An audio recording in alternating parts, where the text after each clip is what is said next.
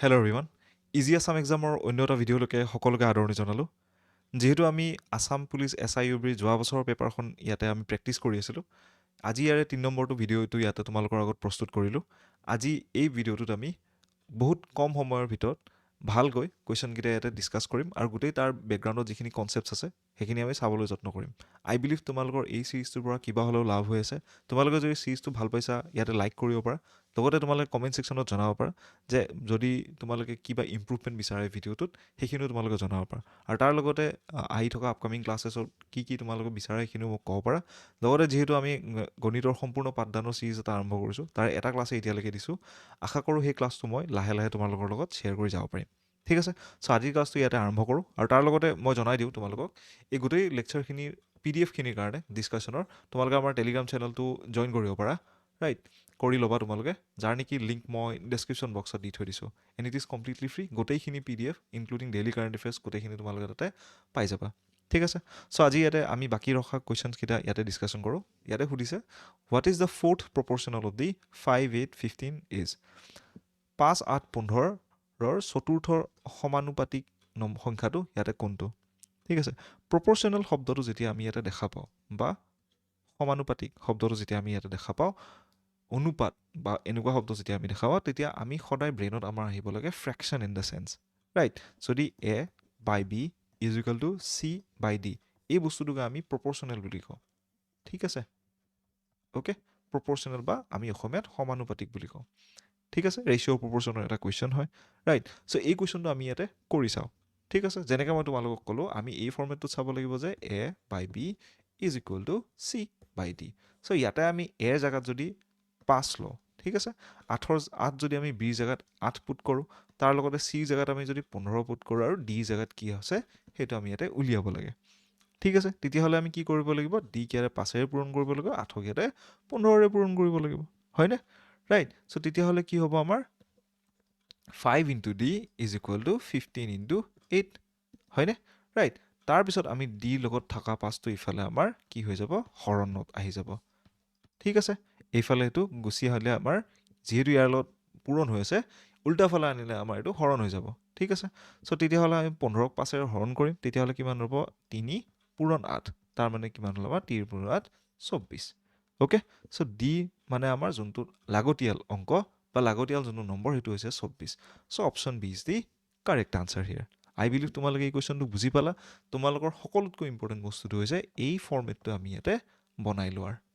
Right তেতিয়া যিকোনো তোমালোকৰ এনেকুৱা যিখিনি কুৱেশ্যনছ আহে ইজিলি তোমালোকে কৰিব পাৰিবা এতিয়া মই তোমালোকক বুজাইছোঁ কাৰণে ইমানখিনি সময় লাগিছে যদি যেতিয়া মই ভালেখিনি বস্তু যেতিয়া স্পীডত যেতিয়া প্ৰেক্টিছ কৰি কিনে যাম তেতিয়া প্ৰায় 30 ছেকেণ্ডত এই কুৱেশ্যনটো তোমালোকে ভালেখিনি প্ৰেক্টিছ কৰিলে তোমালোকে পাৰি যাবা প্ৰথম দিনা তোমালোকৰ 5 মিনিট লাগিব লাহে লাহে লাহে লাহে যেতিয়া তোমালোকে এনেকুৱা কুৱেশ্যনৰ যেতিয়া 100টামান যেতিয়া কৰি ল'বা তেতিয়া তোমালোকৰ সেই সময়খিনি লাহে লাহে কমি আহিব ঠিক আছে আৰু এক্সামত কৰিব পৰা তোমালোকৰ আত্মবিশ্বাস ভালেখিনি বাঢ়ি যাব অ'কে চ' তাৰ নেক্সট আমি কুৱেশ্যনটোলৈকে যাম য'ত নেকি হৈছে যে Arun and Barun can do a work in 72 days right যে অৰুণ আৰু বৰুণে মিলি এটা কাম 72 দিনত কৰিব পাৰে বুলি কৈছে তাৰ লগতে ক'লে যে বৰুণ আৰু গীতুৱে সেই কামটো ইয়াতে 120 দিনত কৰিব পাৰে বুলি ঠিক আছে বৰুণ আৰু গীতুৱে কামটো প্ৰায় 120 দিনত কৰিব পাৰে তাৰ লগতে অৰুণ আৰু গীতুৱে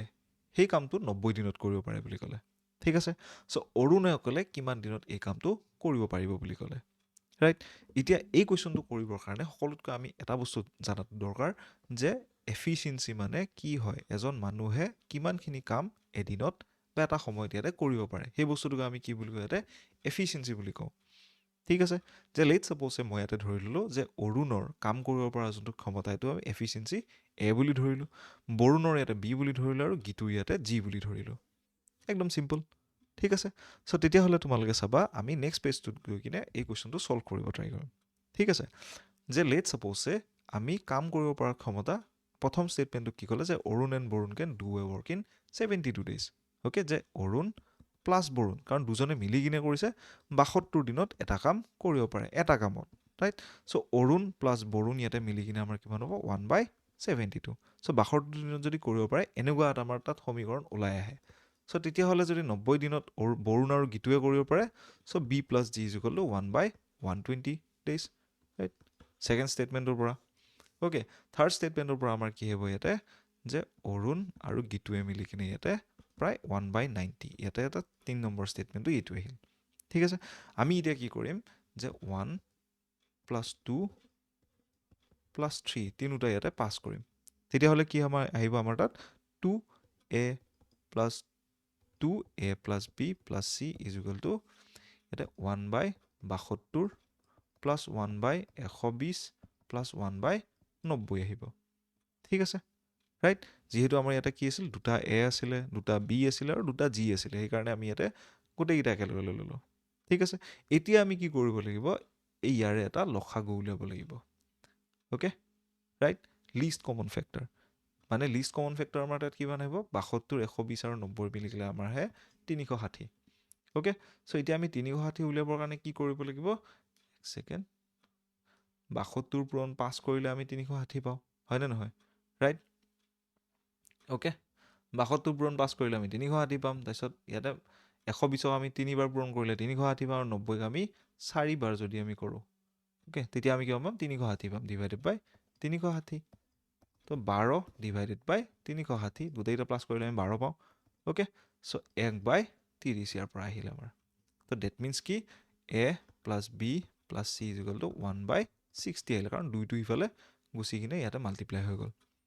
অ'কে, এতিয়া আমি কি কৰিব লাগিব, ইয়াৰ পৰা b + c টো মাইনাছ কৰিলে হ'ল। b + c নহয়, এইটো g হ'ব। চৰি এইটো গীতুটো আমি c বুলি ধৰি লৈছিলোঁ। ঠিক আছে, চ' b + g আমি ইয়াৰ পৰা যদি মাইনাছ কৰোঁ, তেতিয়া কিমান হ'ব, a + b + g = -b + g = কিমান হ'ব, 1/60 - 1/20। তো তেতিয়া কিমান হ'ব, 2 - 1/120, কাৰণ আমি এতিয়া লসাগু ল'লোঁ ইয়াতে, LCM। অ'কে, চ' a = কিমান হ'ব, 1/120। ঠিক আছে, এনেকুৱা এটা ইকুৱেশ্যনৰ পৰা যদি আমি পাওঁ, এই ইকুৱেশ্যনটোৰ পৰা যদি আমি চাওঁ, 72 দিনত কৰোঁতে আমাৰ এনেকুৱা পাইছিলোঁ, 120 দিনত কৰিলে আমি কিমান পাওঁ, 1/120 পাম। সেইকাৰণে আমাৰ কাৰেক্ট আনচাৰ কি হ'ব, option A is the correct answer, 120 days ইয়াতে লাগিব। ঠিক আছে, ৰাইট? আই বিলিভ তোমালোকে বুজি পালা। যদি বুজি পোৱা নাই, তোমালোকে মোক কমেণ্ট ছেকশ্যনত জনাব পাৰা। মই আকৌ লগা হ'লে বেলেগ এটা ক্লাছত এনেকুৱা কিছুমান কুৱেশ্যন লৈ কিনে তোমালোকৰ তাত আহিম। ঠিক আছে, চ' তাৰপিছত আহাৰ এটা কুৱেশ্যন, একদম চিম্পল কুৱেশ্যন এইটো, যে a man covers 3/5 of the total journey by rail. এজন মানুহে যাত্ৰাৰ প্ৰায় 5 ভাগৰ 3 ভাগ ইয়াতে ৰেলেৰে সম্পূৰ্ণ কৰিলে। তাৰপিছত 20 ভাগৰ 7 ভাগ ইয়াতে বাছেৰে কৰিলে, আৰু শেষৰ 6.5 কিলোমিটাৰ ইয়াতে খোজকাঢ়ি অতিক্ৰম কৰিলে। তেওঁৰ সম্পূৰ্ণ যাত্ৰাৰ দৈৰ্ঘ্য কিমান আছিলে, টোটেল জাৰ্ণি সেই মানুহজনৰ ইয়াতে কিমান আছিলে বুলি সুধিছে। ঠিক আছে, এই কুৱেশ্যনটো আমি একদম চিম্পলি কৰিবৰ কাৰণে ট্ৰাই কৰিম। ঠিক আছে, চ' আমি প্ৰথমতে ধৰি ল'ম যে যোনটো যাত্ৰা আছিলে তেওঁৰ টোটেল জাৰ্ণি, অ'কে, সৰ্বমুঠ যোনটো যাত্ৰা আছিলে, এইটো আমি এক্স বুলি ধৰি ল'ম। ঠিক আছে, যদি আমি ইয়াতে এক্সৰ 5ৰ পৰা 3 ভাগ যদি ইয়াতে আমি ৰেলেৰে গৈছে, তেতিয়াহ'লে কি হ'ব, 3/5 অফ এক্স এইখিনি পাৰ্ট আহিলে, তাৰপিছত 7/20 অফ এক্স এইখিনি পাৰ্ট আহিলে, আৰু লাষ্টত আমাৰ কিমান আছিলে, 6.5 কিলোমিটাৰ এইখিনি আহিলে। অ'কে, গোটেইখিনি সম্পূৰ্ণ মিলি কিনে কিমান হ'ব আমাৰ এক্স, কাৰণ টোটেল জাৰ্ণি ইমানখিনি আছিলে। এই ইকুৱেশ্যনটো আমাৰ বনিল। এতিয়া এইটো চল্ভ কৰি কিনে আমি এক্সৰ ভেলু ওলালেই হৈ যাব। ঠিক আছে, 5 আৰু 20ৰ ইয়াতে LCM কিমান হ'ব আমাৰ,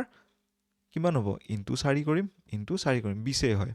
ঠিক আছে, ডেট মিনছ কিমান হ'ব, 12/20 plus 7/20 into x plus 6.5 = x. Okay, তো 12 কিমান আহিল আমাৰ, 19, right? Okay, 19/20 plus x plus 6.5, চৰি প্লাছ নহয়, এইটো মাল্টিপ্লাই হৈ আছে। Okay, = x. অ'কে, চ' আমি ইয়াতে কি কৰিম, 20টো ইফালে গ'লে পূৰণ হৈ যাব, 6.5 লগত এইটো পূৰণ হৈ যাব, right? That means 19x plus 6.5 লগত যদি আমি 20 প্লাছ কৰোঁ, কিমান হ'ব, 130, হয়নে? কাৰণ 6.5 পূৰণ 2 কৰিলে আমি কিমান পাম, 13 পাম। 13 পূৰণ 10 ইয়াতে কিমান হ'ব আমাৰ গৈ, 130। অলপমান মুখস্থ থাকিলে নেওতাবিলাক ইজিলি হৈ যায়। ইণ্টিগ্ৰেলটো 20x, ডেট মিনছ কিমান হ'ব, 20xৰ পৰা যদি 19x কাটা যায়, কিমান হ'ব ইয়াতে, x = 130। অ'কে, চ' 130 হৈছে আমাৰ টোটেল ইয়াৰে কিলোমিটাৰ বা সম্পূৰ্ণ যোনটো যাত্ৰাৰ দৈৰ্ঘ্য আছিলে। ঠিক আছে, আই বিলিভ তোমালোকে বুজি পালা। একদম সৰল কুৱেশ্যন আছিলে এইটো। তোমাৰ কামটো কি, এই ইকুৱেশ্যনটো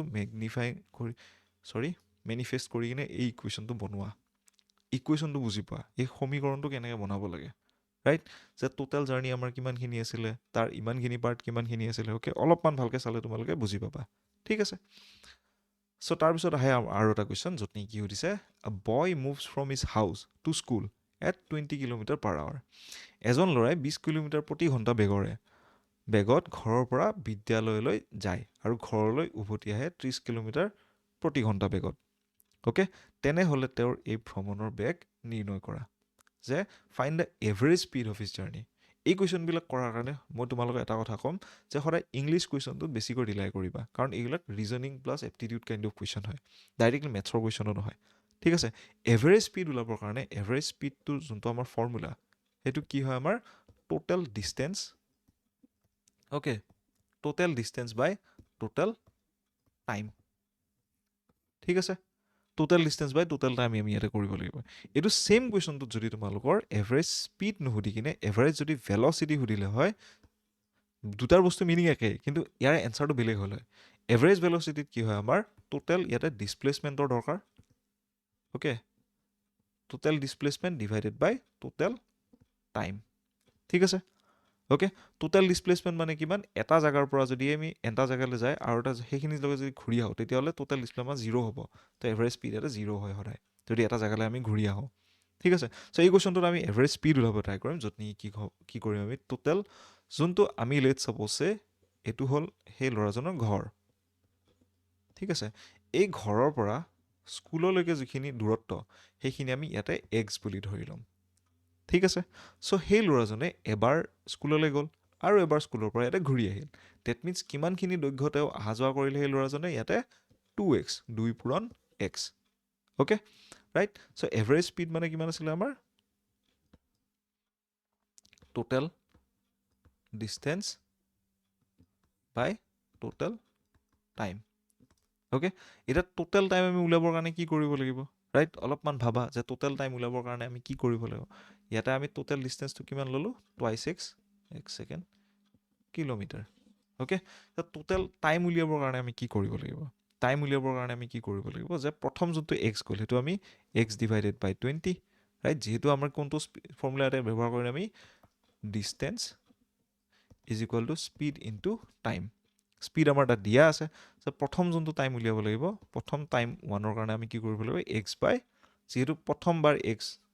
ঘৰৰ পৰা যেতিয়া স্কুললৈ যাব টোটেল ডিষ্টেঞ্চ কিমান হ'ব আমাৰ এক্স হ'ব ৰাইট আৰু ঘৰৰ পৰা যেতিয়া হেৰিলৈকে যেতিয়া ঘূৰি আহিব তেতিয়া আমাৰ স্পীড কিমান আছিলে যাওঁতে স্পীড আছিলে 20 আৰু আহোঁতে আমাৰ তাত কিমান আছিলে এক্স বাই 30 এইটো হ'ল ছেকেণ্ড টাইমটো ঠিক আছে এতিয়া আমি এইখিনি বস্তু ইয়াতে পুট কৰিম যে টোটেল ডিষ্টেঞ্চ আমাৰ কিমান হ'ল টুৱাইছ এক্স ডিভাইডেড বাই টোটেল টাইম